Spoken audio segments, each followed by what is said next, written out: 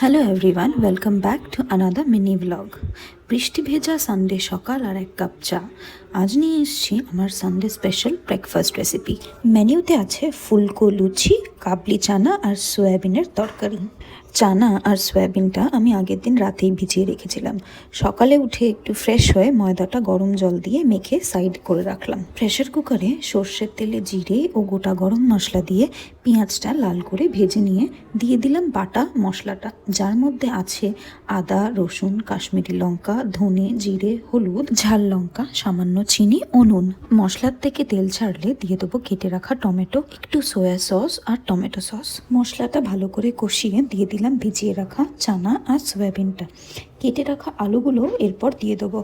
সব একসাথে ভালো করে কষিয়ে নিয়ে অল্প জল দিয়ে 6টা সিটি দিয়ে নেবো। এই ভিডিওটা এডিট করতে করতে আমার আবার লুচি খেতে ইচ্ছা করছে। যাই হোক, লুচিগুলো বেলে নিই। এরপর আমি আর আমার শাশুড়ি মিলে বাড়ির সবার জন্য ভেজে ফেললাম ফুলকো ফুলকো লুচি। আমার সানডে সকালের ব্রেকফাস্টটা তো খুবই ভালো ছিল। তোমরা জানিও তোমাদের কেমন লাগলো।